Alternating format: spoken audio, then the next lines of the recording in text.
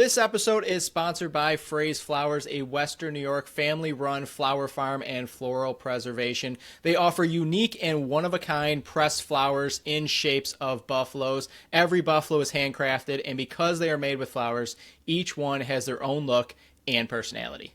You can get a hold of them on their website at phraseflowers.com. That's Frase flowers.com.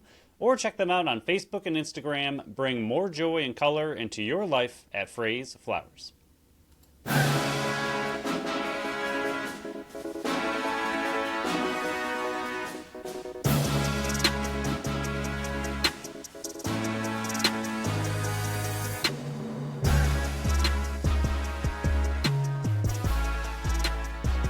What's up, everyone, and welcome into the Buffalo Sports Collective. It is Monday, February 24th, 2025. As always, I am PK alongside my co-host Phil. Episode 337. It's not an only Bandits episode today. We will have one monster Sabres game to go over because they played on Saturday, but we're going to go over the intro real quick because we have a massive game to talk about with the Buffalo Bandits. You can follow us on Facebook, Instagram, Threads, and TikTok at Buffalo Sports Collective, and on X and Blue Sky at Buffalo Sports Co. I remembered to post on Blue Sky this week for the milestones, so you're welcome to me remembering. Don't forget to follow our channel wherever you listen to podcasts. Check out our website at buffalosportscollective.com. You can also, for that, Phil's article breaking down the game we're about to be talking about more in depth, especially for everybody that's calling on Matt Vince to rest and retire, and definitely an article to watch because not every goal that goes in the back of the net is on Matt Vince. But that comes out on Tuesday. My article for power rankings week 14 is out on Thursday. You can check out our store on our Linktree on our social media sites or top the website by hitting the shop tab. You can represent the BSC on the go. And this week there will be time breakdowns so check the description of the show for that. Bandits versus Seals rematch for last Saturday where Buffalo dropped it in overtime. They get revenge, 13-12. Buchanan had 3, Frazier and Smith had 2. Nanico, Kluch, McKay, Byrne, Priolo, and Scanlon 1 each. So everybody's getting involved in this one. Vince, 38-50 saves. Shots were 52-50 in favor of Buffalo. Faceoffs, even 14 each. Buffalo, back-to-back weeks, man.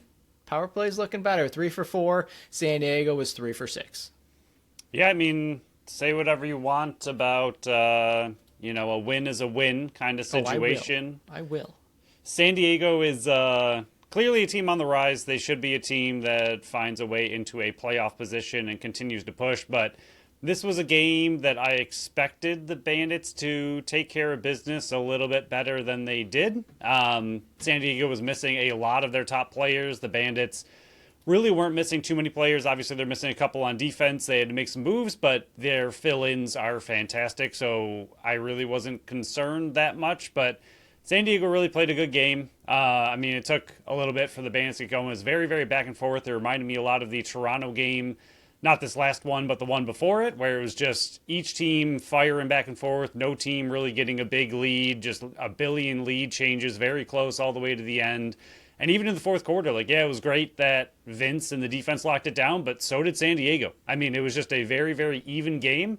But to me, it was a game that I didn't think should have been as close or even with the pieces San Diego was missing. I was hoping, I guess, more than anything, that Buffalo would come in there, just put their foot to the pedal and just kind of finish this team off. But San Diego hung around for a long time, but a win is a win. Yeah, after when we were recording, we realized that we didn't actually put our predictions on the actual show. So I put it on the social media sites. Phil had 15-11. I had 13-11. I was pretty close, Phil. You were very close.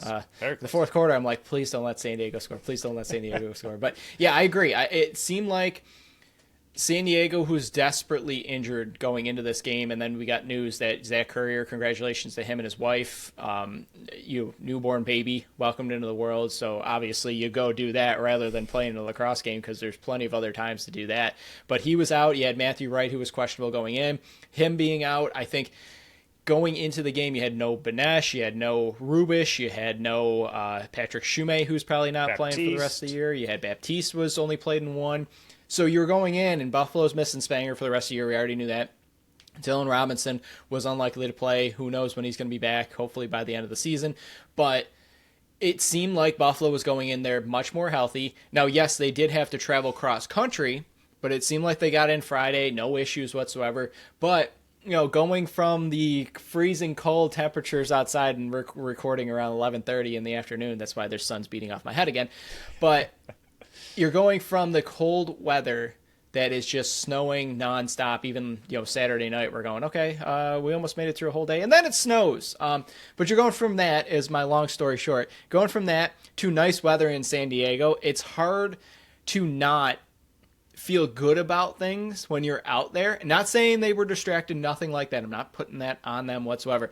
But it is a bit of the travel, then you're landing and it's nice weather. I know some players are staying on Sunday to soak up nice weather. I think Steve Pearl on his podcast said that Connor Farrell has a boating license, which of course he's the captain of a boat. Makes complete sense. But they're staying out there to enjoy the nice weather. A little jealous because I'm looking at mounds of snow in my backyard right now. But it's more about that than I think the injuries. So I was with you. I think this was a game that you can't lose when the team you're facing is missing such critical pieces and to get the revenge. But I felt like the key points, and we're still going to do the offense, defense, goaltender, and miscellaneous stuff. But I thought some of the key points was Parilla was much more active in the transition and staying out on the offensive end. I think a couple times to the detriment of the flow of the offense. But it seemed like he was much more involved in that area with no Dylan Robinson, no Matt Spanger. I know there's not huge into the transition game, but it seemed like he was pushing the pace a little bit more. Vince was lights out in the second half. I thought mostly the fourth quarter, especially, he was lights out. I thought the defense stepped up as well. Josh and Dane were pretty quiet in this one. They were not saying that they were unnoticeable because they still walked home with 4 and 6 points each, but it seemed like they were not as involved and not as much of a focal point on the offense that we have seen all this year, which you still scored 13 goals. So when Dane scores 2 and Burns scores 1, it's really shocking to score 13, but that just shows how electric the offense can be. Bucky was all over the place. It seemed like he stepped up in place of Josh and Dane.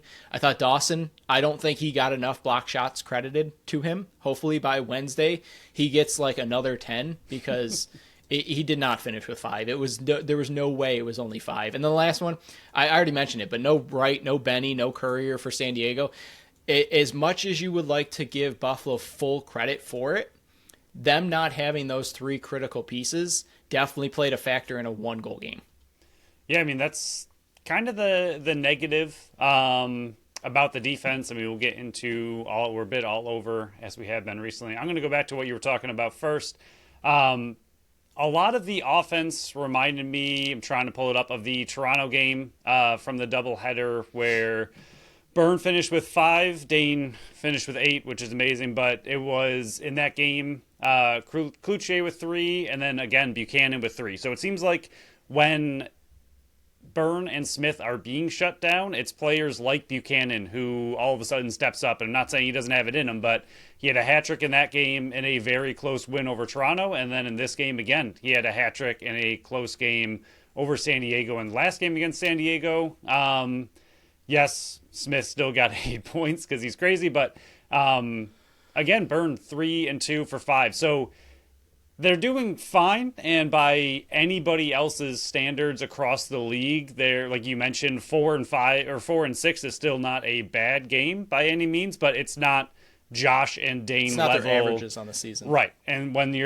which don't get us wrong, when you're averaging 9 points a game, you shouldn't be averaging 9 points a game. Like, that average is beyond ridiculous, and as we've seen plenty of times, would demolish all records. Like, not even close. So realistically, they shouldn't be on that pace. I mean, is really what it comes down to. But when they have games where it's only 6 points and 4 points, you're like, well, what the heck's going on? Like, why are you guys not getting your average 8-9 points a game? And I think it just kind of reminds you that, they're human at times. Most times they are not, but at times they are. But with the Bandits, same thing with that Toronto game.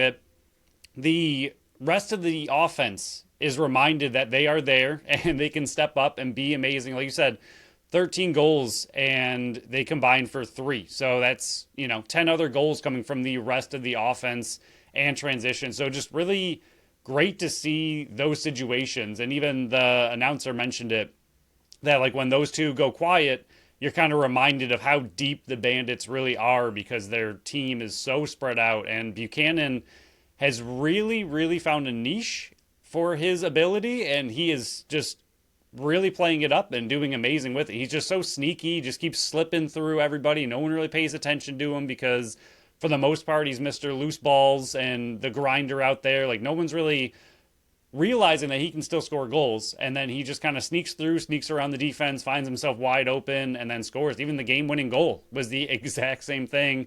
Yes, Byrne put a hurtin' on that defender Smith put a hurtin' on the defender to kind of get free, and then that pulled the other defender to Smith, who left Buchanan wide open on the doorstep. But I feel like he's not getting the respect he deserves, which is great for the Bandits. Yeah, and we can continue with the offense here. I mean, it was spread out. All but Scanlon had at least 5 shots on net, so the ball was moving around. Nobody really had an excessive amount of shots on net like we've been normally seeing. 0 double digits. Yeah, we normally see at least 2 guys in the double digits, and nobody reached it. And that's a credit to the offense where, hey, if Burns not on or they're doing a great job defending him up. I think that was more of it than anything Byrne was doing to struggle. I think it was a lot more what the defense was showing him, and he was feeding off. And again, that's I don't want to keep harping on those two, but that's a credit to both of them not forcing it. That they're playing with the players around them. They understand how talented the rest of the players around them. And we say it many times that Kluch could be a number 1 or a number 2 on any other team. Frazier could be a number 1 or number 2. Nanticoke is vastly underrated across this league just because he's like the 5th or 6th name on this offense getting included. So all those players could be 1 or 2 options on other teams, but they come to Buffalo and they stay in Buffalo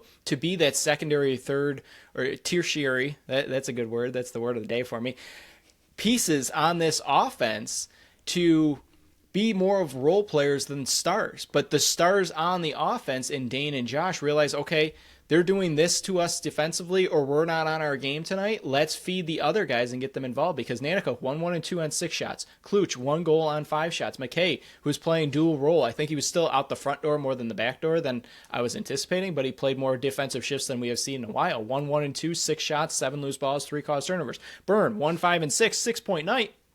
Only 8 shots on net, and he had 6 loose balls. So he's contributing in other ways rather than just putting the ball in the back of the net. 1, 2, and 3 for Scanlon, just the 1 shot on net, which was the game tire off the. I still don't know how he picked up that loose ball, and Josh got out of the crease. Which we learned something: the shaft of the stick does not count as being in the crease. That was the one big thing. I don't know how they missed that one because he was definitely out plenty of time if they were just confused by That's the what rules. Johnny was saying. He was like, it wasn't even close. Yeah. Bucky 3, 1 and 4, 9 shots on net. He led the way, 7 loose balls, so he's still picking up the loose balls even though he's putting them in the back of the net.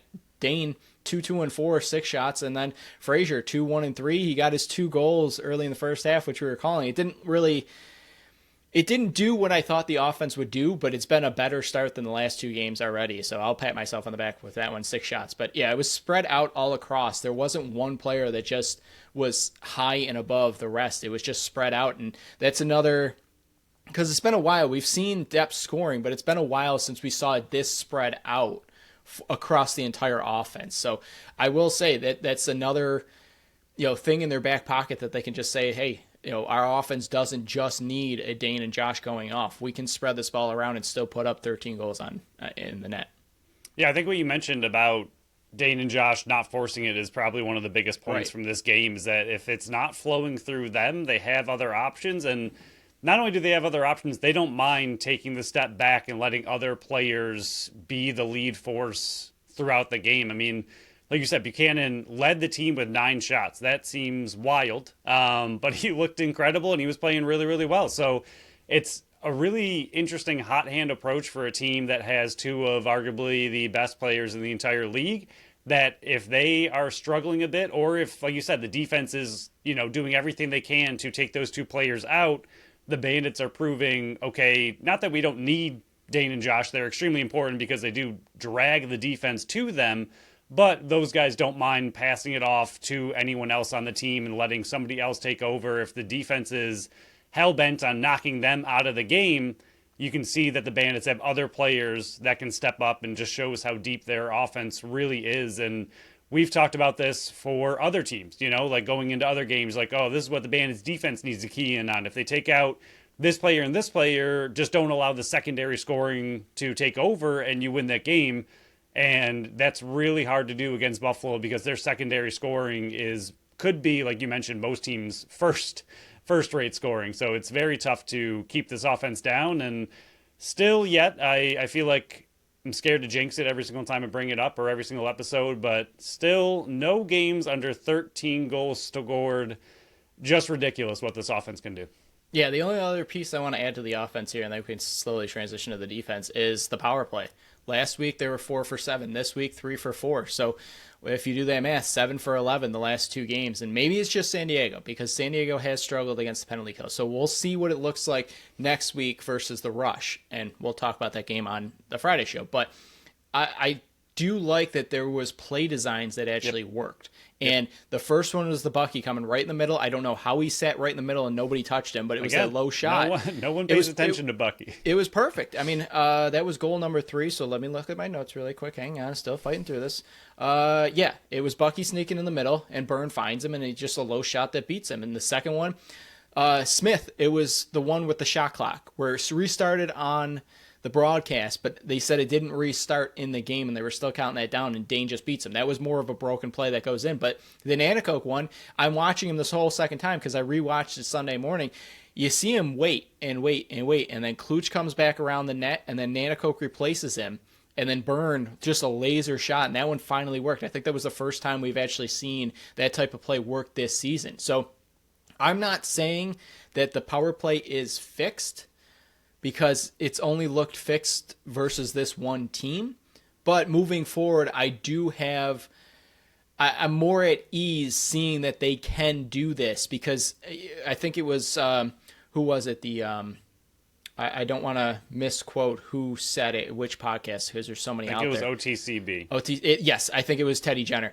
The 4 of the top 5 teams are in the bottom of the power play percentage. So you knew that this talented of an offense couldn't be held down this long.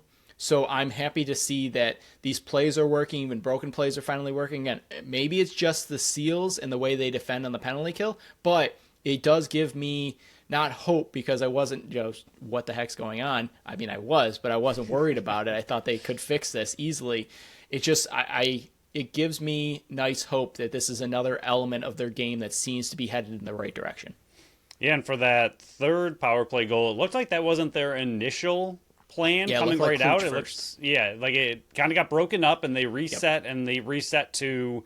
It seemed like they kind of had an A and a B plan. Like, if A doesn't work, we're going to reset, and we go back to B, and B worked incredibly. And like you said, Scanlon getting the nice pick in there, giving some room for Byrne to make that ridiculously hard pass. And I think one of the things they've had is Buchanan seems to be the guy who's oftentimes sneaking behind the net, and he's missed a lot of those passes. And it's a very, very tough pass to catch. I don't think. I would have absolutely no hope in catching a 90-mile-an-hour fake shot by Byrne.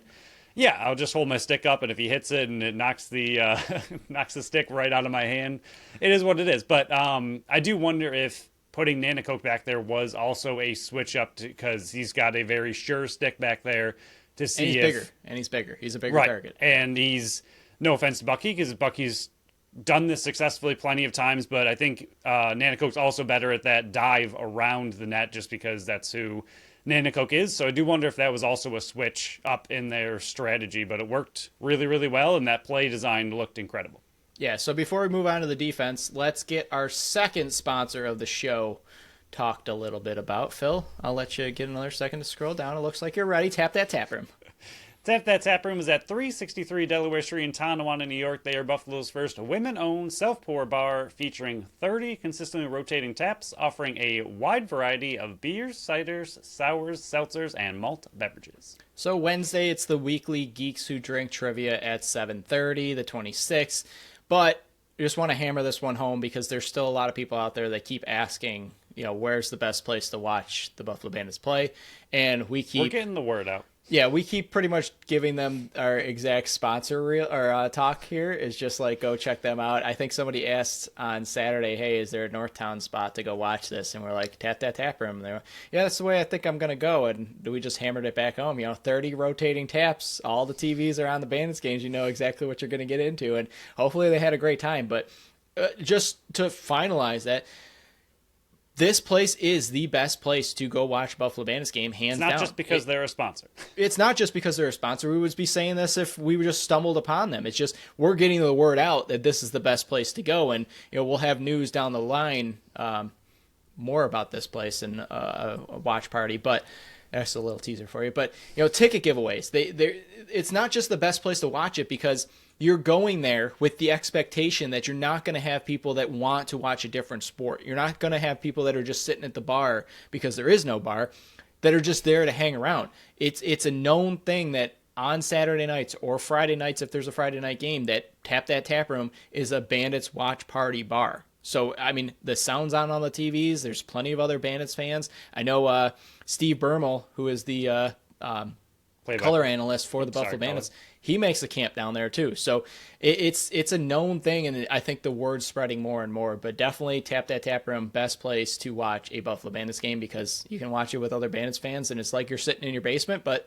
you don't have to do the cleanup. So check out their Facebook page to find out what else is coming up and to find out what's on tap and what's on deck. Check out tapthattaproom.com because, Phil, they have something for everyone. Nailed it. That was our best one yet. But we'll move on to the defense here. I thought, for the most part, considering the shakeup on the back end from last weekend, I thought for the most part they did well. There were still breakdowns, but I thought for the most part, when the goals were going in, it was better moves and better shots from the offense for San Diego than it was for the defense. And we can tie in the goaltender here with Matt Vince as well. I thought we said it off the get-go. I thought the fourth quarter, he was playing his best game. Leading up to it, I don't think he was making those... We say it all the time. Matt Vince is a very steady goaltender back there, but he can step up his game to next levels by making those unbelievable saves that other goalies simply can't make. I don't think he was making those otherworldly saves earlier in the game, but the fourth quarter, he definitely was. There was one, like back-to-back 13-minute mark in the first quarter. He made great back-to-back saves. That was one. It was 6:30 mark, there was a 2-on-1, and he made a big one in the second. There was a big save in the third. So it wasn't just in the fourth that he was making those saves. There were a couple, but it seemed like Matt Vince wasn't Matt Vince peak in quarters 1, 2, and 3. The fourth quarter, I thought he stepped up unbelievable. But the defense, I thought to hammer home the very last shift where, I think it was somebody was pinned against the wall. I think Priola was in there, and I think Belter was in there. Somehow San Diego comes out of the ball, and McKay's right in front of the net, 3-on-1, dislodges the ball. But after that, they were out there that whole group was out there for what? A full 2 minutes shift. I think Belter made a nice save in front of the net, was going to be dribbling into the net. I think Martin made a great move on the opposite side. So that last defensive shift, besides like the very last one where Wires get the ball off the wall and it was a great loose ball gather, but I think for the fourth quarter on, I think along with the goaltender, it was some of the best defensive play we've seen from this unit and goaltending in a few games now, because they've given up a bunch of goals lately. Their goals against average is kicking back up to the league average, but I thought the fourth quarter, especially only allowing one goal, not just on Matt Vince, making big time saves, but I thought it was the defense making critical stops as well. Yeah, I didn't have too many that I had on the defense. I thought there were a few for sure. Belter let Leclerc get in the one time, just kind of beat him one-on-one and got him inside. By Leclerc. Yes, it was still an incredible finish is also part of that. And then there were a few times that Martin seemed, I like Martin a lot, but there were a few times that he seemed like he was in no man's land, just kind of caught in a shift where he wasn't where he was supposed to be and just kind of lost some players. But for the most part, Martin's great, so I'm not harping on him. So between the two of them, I thought there were a couple, not many, but a couple on the defense, a couple for sure on Vince that he knows he also needs to save and wants back. 3 sounds about accurate. So if you take those out, plus the 3 goals on the power play, like the team overall, like you mentioned, played a very successful, very solid defense. The thing I was going to say earlier about the defense, which is tough, the offense for San Diego is hurting. And exactly what we just mentioned with the Bandits is that you don't want the secondary pieces to be able to step up and beat you. And I know Leclerc is on the rise. I know Watson is on the rise, but those are players that should not be beating a Bandits defense. And for yes, 7 goals. For 7 goals, right. If they get 2, and that's what, like, if they each get 2 for 4, that's whatever. But when you're able to keep Berg to 2 when he had 5 last time, you're like, okay, that's incredible. That's what you should do. You shut down the top guy. These secondary scorers should not be able to put up 7 goals against this defense. I know some of it was breakdown, some of it was on Vince, some of it was on the defense. It was a combination, but that was a little bit depressing, I guess, in a weird way. Like, yes, again, they're up-and-coming players. They should be good. They're going to be good, but they're not fully established yet, and they're not, to me, established enough that the veteran Bandits defense that is known to be fantastic should be allowing those 2 players to get 7 goals. Watson, I think, had at least 2 on the power play, and they were back-to-back, and they were the exact same play back-to-back. He just different kind of angles, yeah. Yeah, he just kind of stepped in, was wide open. They kind of let him walk in a little bit and just ripped a hard shot. So that's part of it as well as power play, but that was the only negative I really had for the Bandits defense. The biggest positive to me, other than the fact that I thought they looked good, was the block shots in this game were through the roof. This is something and there was we not really enough noted and counted in this game whatsoever. And I think that's something we haven't really seen as much of for this team. Yes, they're still at the top of the league. Yes, they still get a decent amount of blocks, but this game, to have Belter with 3, Dawson with 5, multiple players with 2, like, that's a lot of block shots that this team was able to get in the way of. And like you mentioned, especially in the fourth quarter, especially down the stretch, the defense was blocking shots like crazy. Vince, in that last minute or so, was making a ridiculous amount of saves, and some of them he made look very simple, where he just kind of stuck his arm out and made a great save. But a lot of those saves were really, really tough. And even the announcers kept mentioning, like, oh, this is a good time for San Diego to take a timeout. And I think they weren't, because they had control. They had the 6 guys out there, and the Bandits defense was exhausted. Yep. But while they were exhausted, Vince and the defense still played really, really well. So fourth quarter was huge. If they kind of do what they did in the fourth quarter for a whole game, that'd be fantastic. But I do think it's a good step forward for them moving forward for the future games, especially with the monster one coming up against the Rush. Yeah, and I mean, they had the defense and the penalty kill especially. They had 2 5-on-3s they had to kill off. The first one they killed off, and then Frazier comes on. I believe they scored on the 5-on-4, but the 5-on-3, the full 2 minutes, they were able to kill that off. That was massive at that point in the game. Byrne contributed to that, getting a loose ball and a cause turnover on the offensive end, so it killed another 30. But there are a couple players I want to sing high praises about. It was Steve Priolo. You know, he was kind of losing his temper a couple times versus Logan there, but he settled down. He didn't really cost the team on any penalties, but he was all over the place picking up the balls. I still don't understand how some of these players, on a rocket of a shot, they just stick their stick in front of it and are able to pick it off. Like, I don't understand it. I'm expecting a block shot or something, the ball going in the corner, and the players are running on the other end. I'm like, what the heck just happened? And then I realized, oh, it's in their stick. Like, how the heck did that happen? But the 5-on-3, I thought it was Weiss, Dawson, and Priolo, I believe, on the 5-on-3 for the majority of it. The way they rotated and moved on that penalty kill, the 5-on-3, because San Diego had all 5 forwards down there. Shocker, that, you know, it looked good. I mean, they didn't come up and score, so that hurts my point.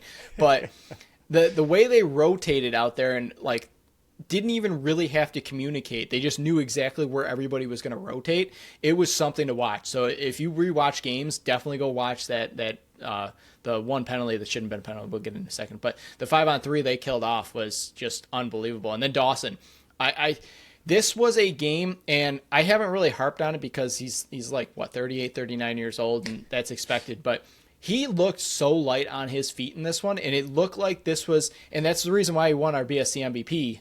I'm not even teasing that. Producer Pat's still making the graphic. It'll be out soon, but by the time you're listening to this, it's already out. But I thought this was his, to me, best overall defensive game this season. He was on all the balls. He was smart in the corners, where a lot of times where you watch other games and defenders are just letting the time tick down instead of picking it up. He was in the corners letting the time tick down, just starting a scrum there instead of picking up the ball, switching possessions, and then you're stuck in the corner. He's letting the shot clock wind down. He's blocking shots. Like I already mentioned, there's no way, zero chance it was only 5 block shots. Like if they don't go back and correct that, there is a criminal. He had, in my opinion, without counting it, maybe I'll go back and count it, he had at least 10 block shots in this game. Like, it's not even close that it was only 5, because I think in the fourth quarter alone he had 5. So the statisticians... Can you email the league office once you go back and... They have to have somebody from the league go there and not rely on the fourth official to do this counting. Like, if they can go back and review assist, they can go back and review other things like that. Why can't they have somebody that can review the loose balls, the cause turnovers, and the block shots? Because defenders are stat getters also. But that's pretty much all I got for the defense. I mean, those two players, I just wanted to make sure I noted them because I thought, especially Paul Dawson, he looked like a 20-year-old instead of a 39-year-old running around out there. It was just, he was so light on his feet. But I thought what they did, with the righties was very well, with the exclusion of Leclerc. He was a secondary piece. He was a very important piece to this offense getting back and healthy. And I think that's when their offense turned around, is when he got back in the lineup. But Hellier, 4 assists, no goals on 7 shots. Berg, who killed them last game, you already mentioned it, 2, 4, and 6 on 8 shots. McIntosh was non-existent. He only had 4 shots on net. And then you look over to the other side. Jackson, 1 goal, 6 shots. Yet it was really Watson and Leclerc who carried the weight. You already mentioned it, but I think moving forward, and I know this is Bandits Only show, but moving forward, Dylan Watson is definitely somebody to keep an eye on for San Diego. We struggled trying to get anything going in Las Vegas, but I think going into a system like San Diego, who's able to develop and get the best out of players, I think Dylan Watson is a very important piece for San Diego. And with San Diego being 5-6 right now, it's something to keep an eye on as we move closer to playoffs, because that could be a potential first-round matchup with the Buffalo Bandits.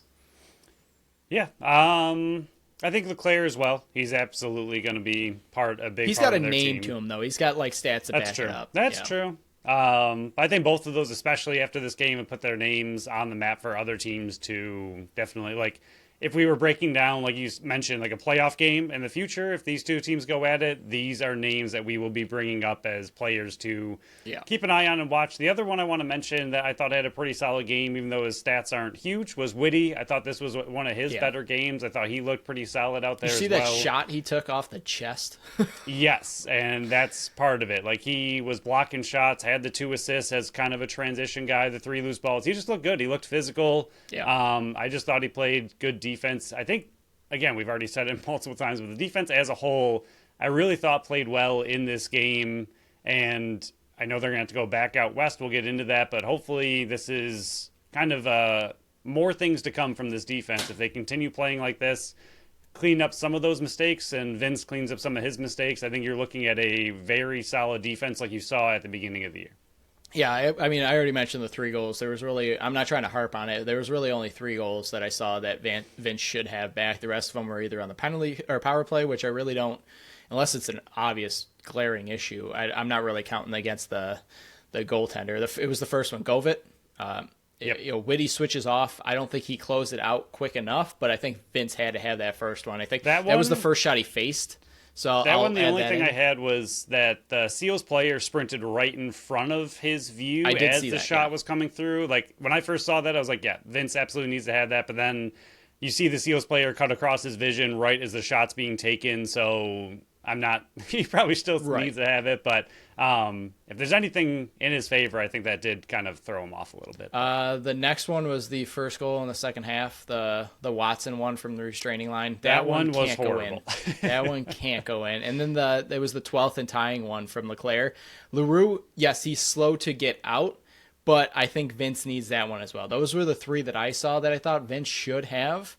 Again, you only led in 12 and 3 were on the power play, and whatever you have, but really I thought those were the 3. Not trying to be overcritical because of the fourth quarter he had, but he's a big reason they won for sure. Yeah, on this show, we're not just going to cater and be like fanboys of the team. If there's something you got to call out, you got to call it out. So we're not blaming Matt Vince for all 12 goals that went in. That's not what we're doing. We're not saying you should go on, back to back. You should get rest. And, it's your starting goaltender. You live and die by Matt Vince. And most times you're going to live to see the light on the other side of the tunnel. But there were 3 softer goals that, to me, I thought he should have had. And, he came up clutch when he needed to. And that's all you're really asking in a close game like this. And shout out to Orig. He did the same thing. He played unbelievable. And before I'm terrified to see what Orig does as he gets older. Sorry. Yeah, he's going to be great. I think they said the Bandits had 13 wins in a row if the offense scored at least 12 goals. Yeah. And I think it was the San Diego game last week was the first one. But here again, they got 12 goals at least, and they won. So, I mean, that just kind of goes to show you that, like, the Bandits, even if they have struggling games, their struggling games aren't, we struggle so much we get blown out. Like, their struggles are sometimes what team averages throughout the whole year. Like, other teams let in 12 to 13 every single game, and then they also let in 15, 16, 17, 18, 20, whereas the Bandits don't really have that breakdown of a game. Like, their bad games are usually 11, 12, 13 goals, and other teams kind of sit there, and then their bad games are 15, 16, 17. You really don't see that monster of a breakdown by the Bandits. I think that's just, again, a testament to Vince. I mean, even when he's off, he's still really good. Yeah, that's part of the reason why I'm not trying to say our job's tough whatsoever. I'm not, don't hear what I'm not saying, but I think that's a big reason why it's so hard to be somewhat critical of this team, because to me, the reason and the way I see it is their expectations are so high in my mind. Oh, for sure. Where if you let in 12 goals, it's a bad game. What went wrong? Like, right. Why did this happen? So you have to be not critical, but point out the errors in that. Where if we're covering, and it's a bad week to do this, but if we're talking about Las Vegas, like if we cover the Las Vegas team and they just let in 21 the last weekend, you think, okay, this went wrong and this went wrong. This. Where can we improve this? This one, it's okay. Buffalo let in 12. What the heck happened? You know what I mean? Like, there's different standards to us, and that's why our standards are so high with this team, because they're going for a three-peat. And I know people don't really like to talk about that. I don't think we really talk about that on the show very much. It's week by week, but that's just something. But the only other stat, and shout out to Adam Levy for putting this one out. San Diego took 95 total shots last game. Only 50 hit the target. So I'm not saying that, it was another game where I think San Diego hung around long enough to make it very interesting in a game that it probably shouldn't have been as close as it was. I know 95 shots and 45 off target. It did seem like that. I didn't know it was going to be 45, but it did seem like so many of their shots were off target. But Buffalo went cross country. They got the win they needed to. The last thing, I thought Farrell, he didn't struggle, because I think James Riley is going to be a really good player. It looked like it was a good battle. He back-to-back shifts. He had 2 assists in this one. I thought he played really well. The ones where he came up clean, he had no turnovers in this game based on the stat sheet, but I thought he played very well. He did very well with the ball when he did come up clean. It was a good battle between the two. So I don't have anything negative to talk about Connor Farrell in this one. There were a few calls. I think most of them were good calls. The illegal substitution was super close. There was no real angle to double check it, so I'll give refs the credit on that one. Frazier was the right call, reducing it down to 2. He was pushed, but his momentum was already going in there, and he just lit the guy up. I think that was the right call. Scanlon boarding call, I'm shocked it was only 2. Be honest, I thought it was probably going to be a 5. LaRue, right call for holding. The illegal substitution, I think that was another good call. That was on the Ian McKay one. That one was a bad call. Looking back at the camera, he got clean stick. It shouldn't have happened. Incredible. But I will give the refs the benefit of the doubt on this one, because if I'm just looking at it from a back angle, I just see DeChico go down. I do not see Ian McKay get clear stick and knock the ball loose. So I will give them 50% pass on that one, but it was end up being a bad call when you look at it. But again, we have the benefit of looking at the replay, so I can't really judge him too much. But the only other thing, the refs pat on the back, you did good. End of the second quarter. I don't understand what the call was. We were going over this before as well. Buffalo had the ball. Nanico was down on the offensive end. He took a stick higher to the face from Danny Logan, and Priolo took exception to that, just cross-checking him over and over. But the ball was in Buffalo's stick. I didn't see a call made by the refs besides a whistle blown, and somehow San Diego was awarded the ball and timeout. So if anybody out there knows what the call was, please DM us, because maybe it was an illegal pick, maybe it was something checking in the back, whatever it was. But the refs did not do a good enough job explaining what the call was, and the broadcast was also confused because they showed it was going to be a penalty on the scoreboard, and then nothing was really called. So if anybody knows what the heck the call was, just let me know. I'm not mad about it. I'm puzzled by what the heck happened, because Buffalo had the ball and then suddenly it's a timeout by San Diego and it's changed possession. So it was confusing. So let me know if you know what the heck the call was. Yeah, I have a few things to wrap up. I will start with the refs because that's where we're at. The illegal substitution, that's on McKay, the second one, not the first one, where he's kind of complaining about the penalty. He was right to complain that it was tripping, but that's kind of what forced the issue. He was running off, turned around, stopped running off, and the Bandits player ran on. So I understand in a heated moment why you would do that, but that's something that you can't do. Get to the substitution area, get on the bench, and then complain. He'll learn from that. But the Clay Scanlon one, and this will tie in a moment to something we haven't talked about and we need to bring up about the Bandits. But the boarding penalty, I thought, like, when I went back and watched it, it was absolutely a boarding penalty. I'm not trying to say it wasn't, but oftentimes when two players are about to go into the boards, the player that is closest to the boards, who knows they're about to get hit, will kind of brace for impact and do something to kind of push back so they don't get launched. I don't think this guy had any clue that Scanlon was coming up on him, and Scanlon was going in hard. And I just don't blame Scanlon for what he did, because most times you can go into that and the other player, again, will push back, and then you both go to the boards evenly together, and then there's a scrum. Like, that seems to be more often than not what happens. This player just flat out, I just do not think he had any notification in his own brain that Scanlon was flying in and going to hit him, and because he was in a vulnerable position and he wasn't ready for the contact, that is what kind of launched him.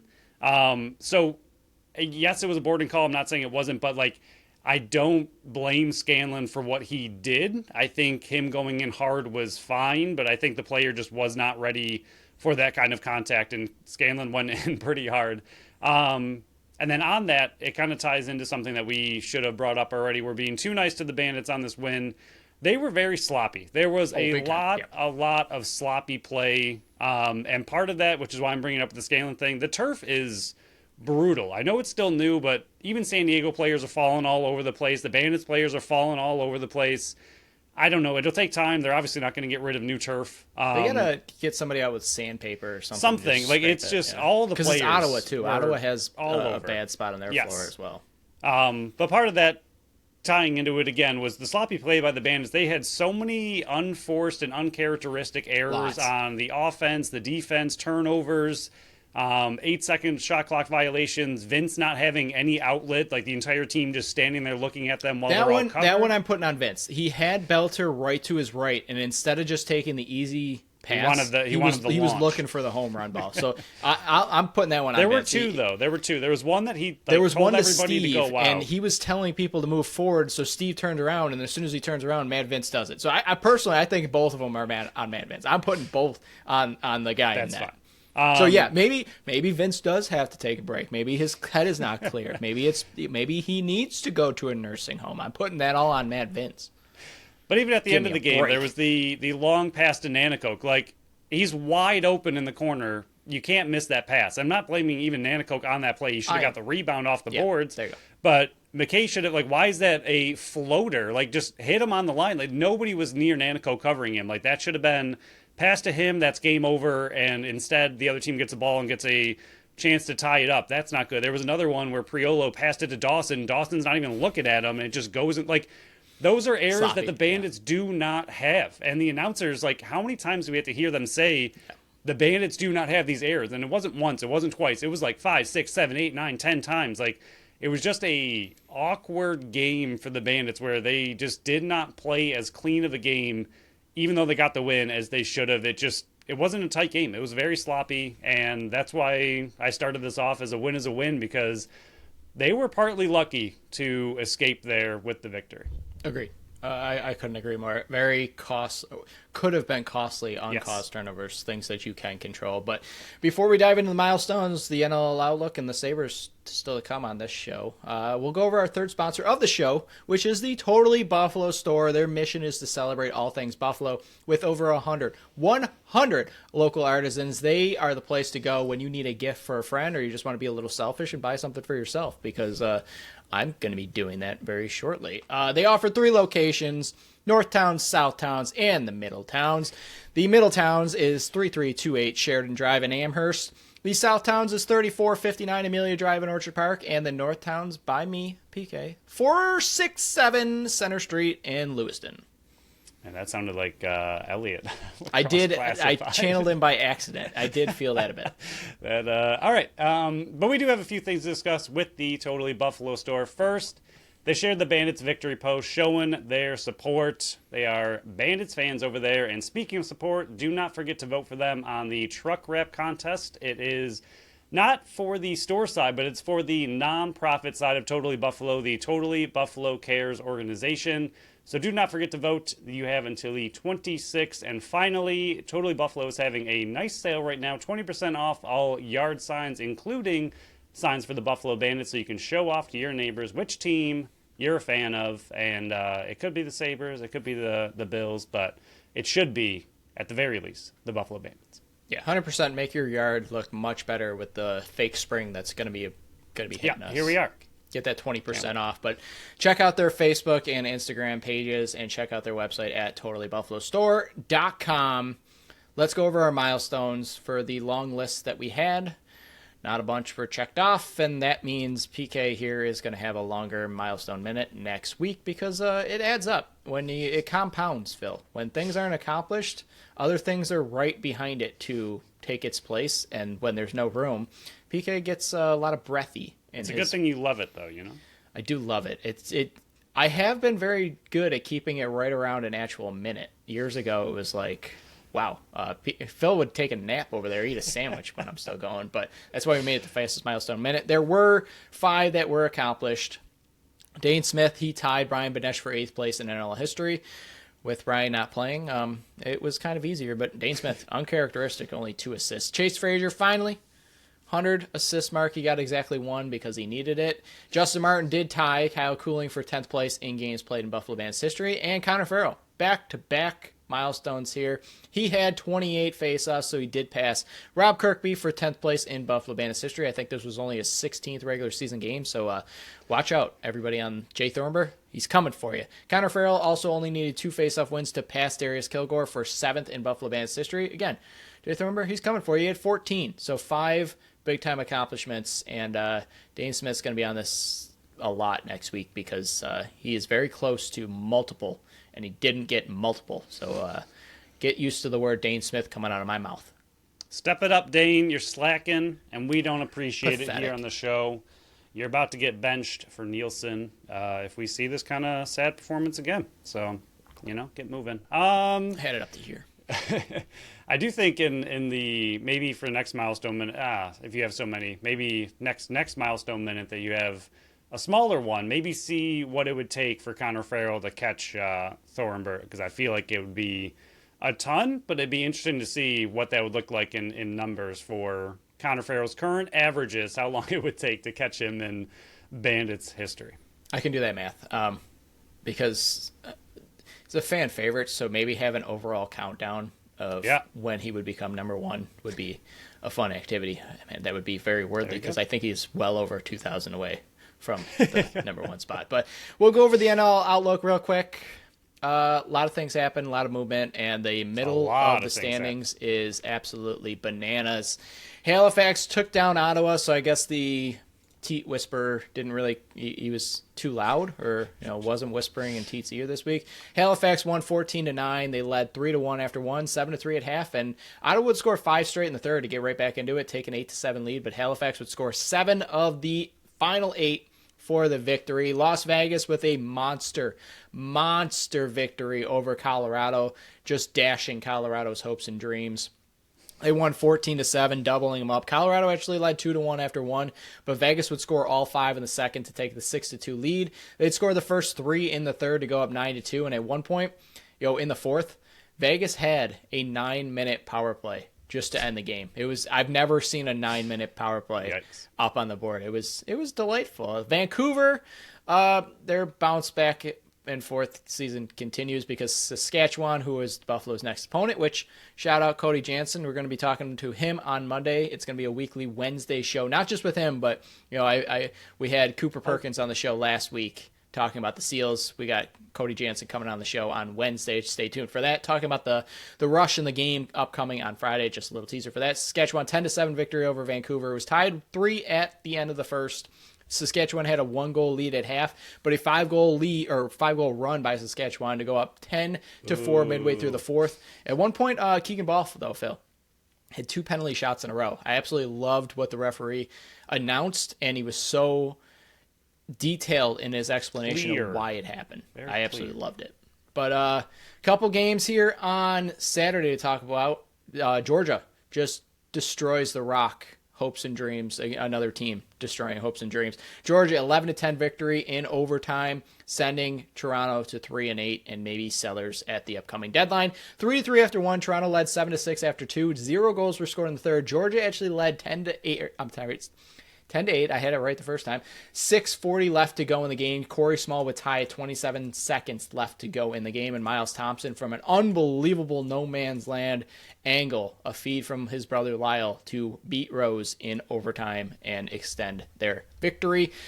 Philly versus Albany. Just 2 more to go. Albany just destroys Philly 11-6. Philly would score first and then 4 straight and 7 of 8 by Albany to take the lead. And then the final one, Rochester gets a big victory over Calgary, 15-10. It was 4-2 Rochester after one and 10-5 at half. They just blew the doors off the rest of the way. It was it just added another team with 5 or 6 wins to the equation with Rochester getting the victory.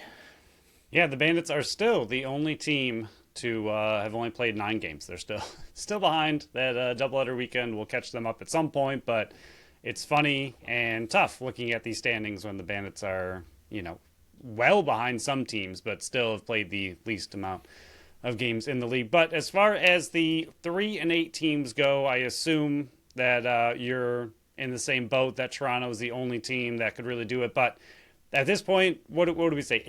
8 wins or 9 wins to make playoffs? Like, what do we? It's 9 or 10. It's got to be 9 or 10. If it's at least 9, they have to go 6-0 the rest of the season. All 3 of those teams have to win out at this point, if my math is right. Is it 18?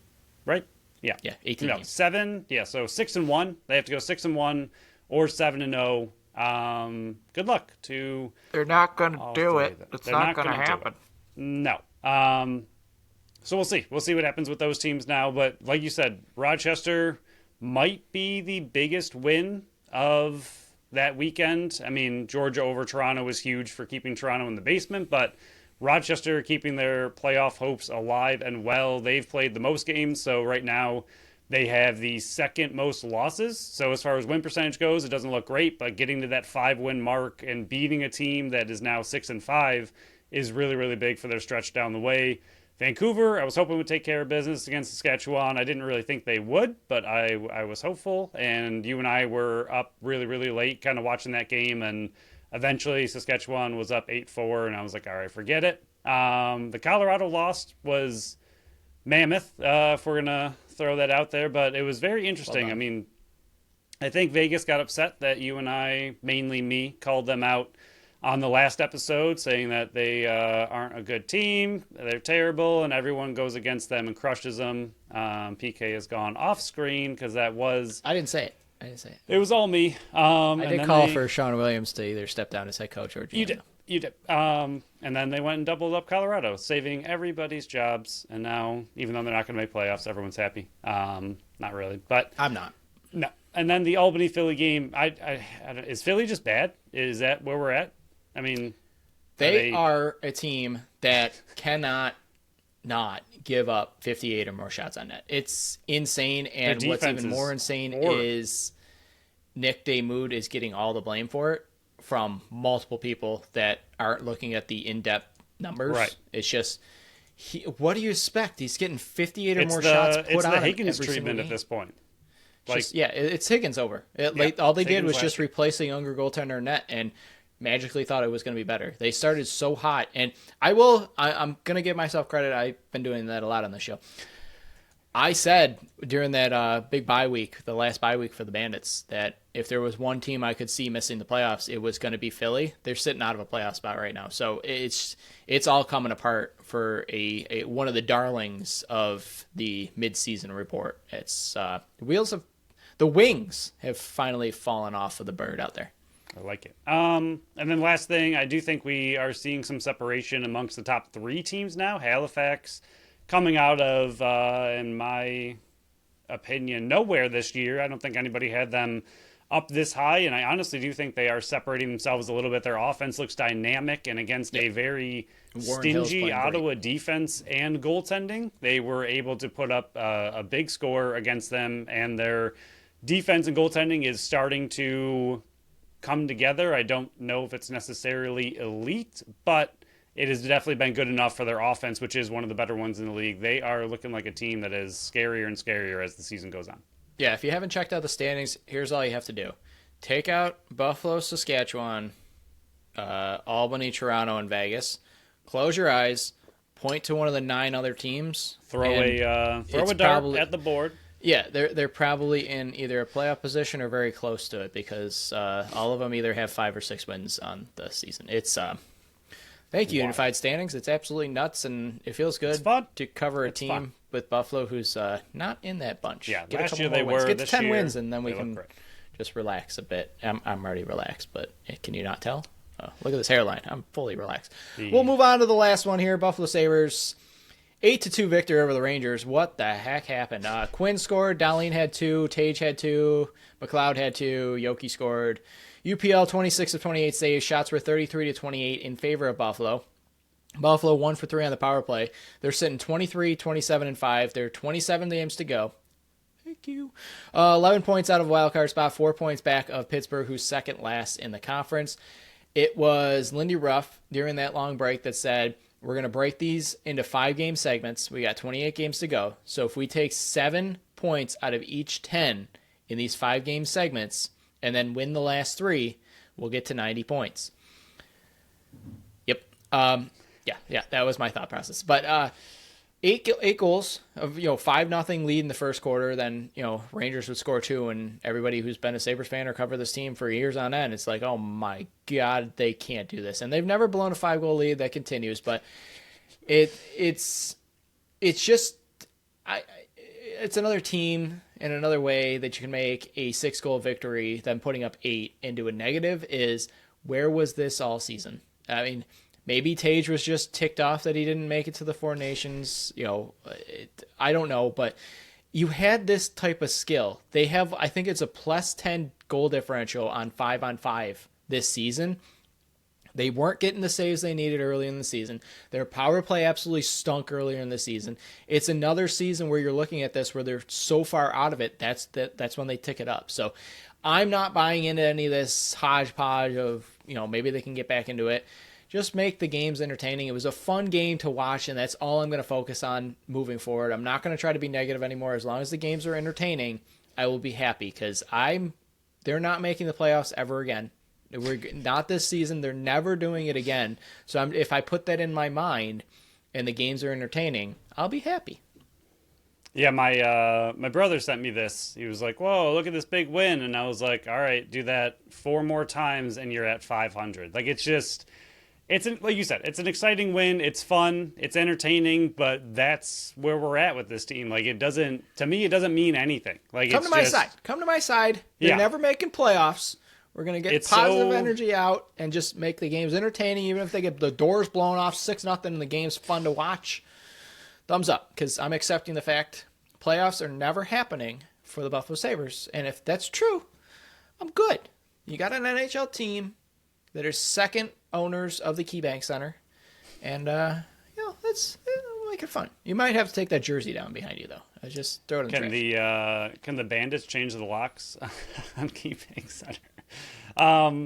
But yeah, it's just, for us, it's very hard to take anything from a game like this. Like, yeah, it's great. It looks really good. Like you said, highly entertaining, but the team's so far out of playoffs, and it's not meaningful to dissect a game like this when you're just so far out of it. But on the positive side, it's fun. Quinn scored. Congratulations. Darlene doing some stuff. Tage, like you said, getting angry, looking all right. Yoki, McLeod, who I love calling McLeod, but McLeod had it's like a Scigliano. Well. Yep, Scigliano. And Constantinopolis, as you love, Constantinople, whatever you call them. More than anything, this is good for the trade deadline. Boost everybody's stock to ship them out. But yeah, I mean, there's just so little to take from this, sadly. Congrats on the big win. You did it. That's all I got for you. Golf clap of applause. Yeah. Phil, anything else for this show before we shut it down and actually get to enjoy the rest of our Sunday because we're recording so early? No, I think we're good. Congrats on the big win for the Bandits. It was a really big win. Not only did they need the win in general, but I think knocking the Seals down another peg is huge for them. We talked about this a little bit last game, that the head-to-head battle between them and the Seals, if the Seals go up 6-5 in the standings and swept the Bandits, that could have been detrimental down the line, not knowing how the Bandits are going to finish the season, but knocking them down in the standings even further, knocking them to 5 and 6, and at least splitting that series is really big. So big win for the Bandits, even if on the standings it doesn't necessarily seem like it was. Yeah, so Sabres are playing again, so 27 more games. We'll talk about them on the next show. We got the Bandits versus Rush preview show coming up on Friday. But I'm going to hammer it home again. Every Wednesday moving forward, we're going to have somebody on the show talking the next Bandits opponent on the schedule. This week, we got Cody Jansen coming on. He's the play-by-play man for the Saskatchewan Rush. He travels with the team. We'll have him on. That episode will air on Wednesday. So every Wednesday, fingers crossed, nothing happens, we're going to have somebody on talking about the next opponent, trying to bring a more in-depth coverage similar to what the Buffalo Bills get, where, WJR, they have somebody on that covers like the Dolphins leading up to the game. So we're going to try to give more opinions, diverse opinions. Yeah, based on, rather than just Phil and us talking about a team that we don't cover exclusively. I think that's important to get more coverage on the next opponent. So check for that one out on Wednesday, and then we'll be back on Friday with our regular preview show, because that one's going to be a massive game. Absolutely massive, and playoff seeding implications big time. But thank you all for listening to another episode of the Buffalo Sports Collective. Thank you to Tap That Tap Room, Totally Buffalo Store, and Phrase Flowers for sponsoring this episode and this podcast. Follow our Facebook, Instagram, Threads, and TikTok at Buffalo Sports Collective, and on X and Blue Sky at Buffalo Sports Co. Visit our website at buffalosportscollective.com. Phil's article is dropping on Tuesday. Mine will drop on Thursday. Check out our store on our link tree, on our social media sites, or at the shop tab at the top of the website. Follow our channel wherever you listen to podcasts, and make sure you leave us that review on Apple and Spotify. Until next time. Bye-bye.